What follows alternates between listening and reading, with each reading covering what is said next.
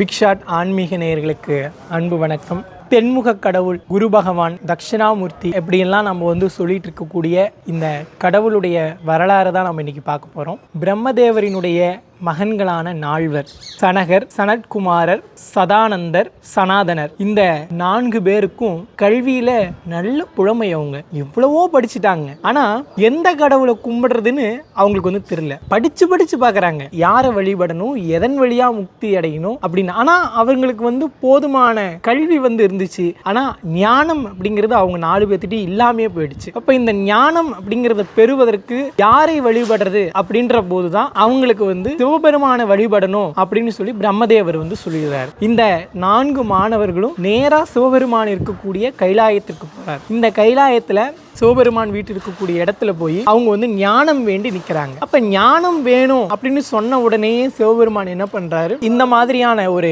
இதை காட்டுறாரு. இது எப்படிப்பட்டது அப்படின்னா, இது 3க்கும் மிக முக்கியமான விளக்கம் சொல்லப்படுது. ஆணவம், கண்மம், மாயை. இது நம்மளுடைய உயிர். இதாகப்பட்டது பதி. இந்த ஆணவத்தையும் கண்மத்தையும் மாயையும் நாம் என்றைக்கு விட்டு ஒழிக்கிறோமோ, இந்த உயிரானது பதியை தேடி போக ஆரம்பிச்சிடும். அப்படி பதியை தேடி போகிற போது பதி என்ன ஆகுமா, விரைந்து இந்த உயிரை பற்றி கொள்ளும். அதாவது இந்த சிவபெருமான் இந்த உயிரை பற்றி கொள்ளுவார். அது எப்ப பற்றி கொள்வார்? இந்த 3 விஷயத்தையும் நாம் விடும்போது, ஆணவம், கண்மம், மாயை அப்படின்னு சொல்லக்கூடிய இந்த இருள்கள், இதை 3ஐயும் நாம் விட்டா மட்டும்தான் இந்த உயிரானது நேரடியா இறைவனுடைய பாதத்தில் சரணடையும் அப்படிங்கிற தத்துவத்தை விளக்குவதற்காக இங்க தட்சிணாமூர்த்தி அவதாரம் எடுக்கிறார். இவர் குருவாய் எழுந்ததனால இவர் குரு பகவான் அப்படின்னு அழைக்கப்படுறாரு. இவர் தென் திசையில மட்டும்தான் நோக்கி தென் திசை நோக்கி இருக்கக்கூடிய கடவுள் நீங்க தட்சிணாமூர்த்தியை வழிபட முடியும். நீங்க கல்வியில் சிறக்க வேண்டும் அப்படிங்கிற போது இந்த குரு பகவானுக்கு விளக்கிட்டு வர உங்களுக்கு கல்வி, ஞானம் போன்ற எல்லாத்தையும் வழங்கக்கூடிய ஒரு கடவுளாக